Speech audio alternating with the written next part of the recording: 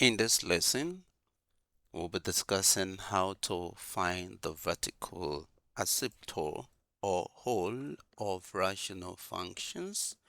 There are a few considerations here. If there exist common factors, factorize, then you can cancel out common factors on both sides if need be. You can then set the bottom equal 0 and so for x.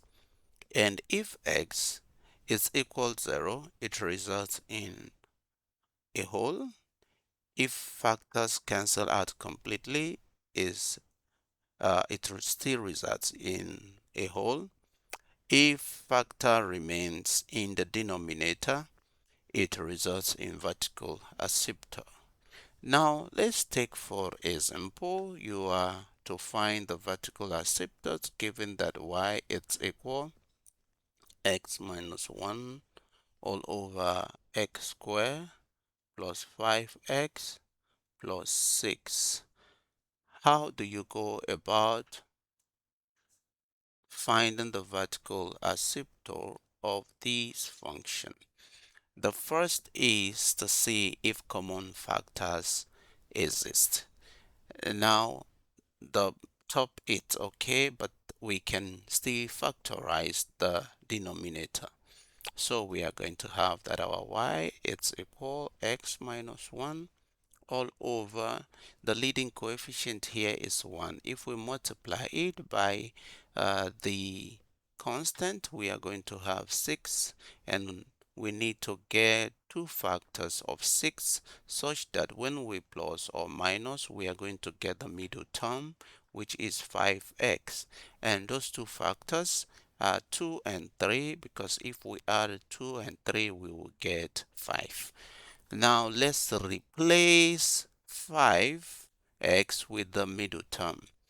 That will give us therefore 2x squared plus, instead of 5x now, it's going to be 2x plus 3x plus 6. Now we can pair each of these, pair them and take out a common factor. This will therefore give us y equal x minus 1 all over x is common between x squared and 2x, so we factor out x, multiply x, that is x squared, plus 2, that is 2x. That is sorted. Now 3 is common between 3 and 6, so we take 3. But note that whatever we have in parentheses here must be the same. So x plus 2. And if we expand this, we are going to get 3x plus 6. Now this and this are common, so we take 1 and this and this. So the factors will be x minus 1 all over is going to be x plus 3 and x plus 2. So nothing cancels out now. We can cancel out. The next thing is to set the denominator equal 0, so that we have x plus 3 and x plus 2 equals 0. If we solve for x in each, we are going to have that x plus 3 is equal to 0. Therefore, our x will give us minus 3. In the second part, we have x plus 2 equals 0. Therefore, x will give us minus 2. This is the vertical asymptote of this function. Let's take another example.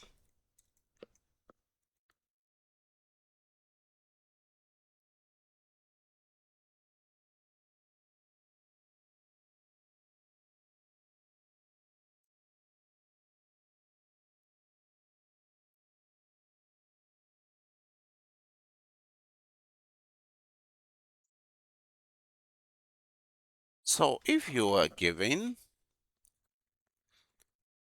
to find the vertical asymptote of 2x, given that f of x is equal to x plus 1 all over x minus 3. How do you find the vertical asymptote? Now let's take the conditions again. Where do we have common factor? You see there's no common factor anywhere. So the next step is to equate the bottom to 0. So we are going to have that our x minus 3 will be equal 0. So that our x will be equal, 3 crosses over the other side of the equation will give us 3, and 3 is the vertical asymptote. Now, considering another example where you are given that your y is equal x squared minus 1 all over x squared minus 4. How do you find the vertical asymptote? Now let's take, where do we have common factor? You see, we can factorize both the top and the bottom because the top can be written as difference of squares. Now you see that our y is equal x squared minus y squared. That is what it means if we rewrite this, all right? And this is as well s squared minus, we can square a number to give us 4, which is 2 square. So we can rewrite this function as difference of square, right? Which is x minus 1 square. And the same thing here, we are going to have x minus 2 square. And you know that difference of square can be written as x minus 1 multiply x plus 1 all over, same thing here, x minus 2 multiply x plus 2. But here nothing cancels out. The next thing we can do is to set the bottom equal 0. So it implies that our x minus 2 and x plus 2 will be equal 0. And here, if we solve for x, we see that x is equal 2, or x is equal minus 2. And this gives us the vertical asymptote of this function. Let's consider another example where we'll have a hole. And let's see, for instance, if you are given to evaluate or to find the vertical asymptote, given that f of x is equal x squared minus 9 all over x minus 3. We can see here that the top can be factorized. We can rewrite the top as x squared minus what number can we square to give us 9 is 3 squared all over x minus 3. And this will give us difference of squares, which is x minus 3 square all over x minus 1, x minus 3. Now, difference of square can be written as x minus 3 multiply x plus 3 all over x minus 3. And we see we can cancel out. All right, we can cancel out common factor x minus 3 and x minus 3 at the bottom. And here we see that our x plus 3 is what is left here, and our x plus 3 here, x cannot equal 3. So this actually implies, since we have x plus 3 left, x plus 3, and here it implies that our x cannot equal 3 because this results in a hole. This is a hole, not a vertical asymptote. Let's take one more example. If you are given to solve this, that our y is equal 1 all over x minus 2 square. How do you solve this?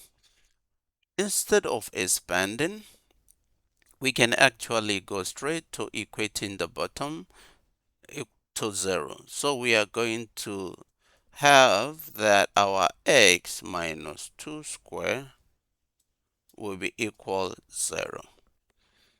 And here we see that our, because to cancel out the square here, we can take the root of both sides. And if we take the root of both sides, we are going to have that our x minus 2 will be 0.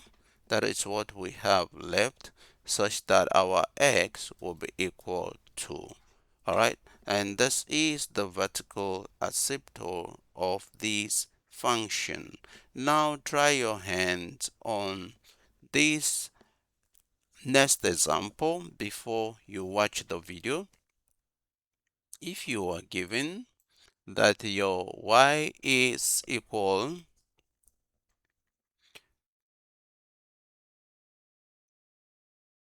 x square minus 4 all over x square minus 2x. Now find the vertical asymptote. How do you go about solving this? Let's take again.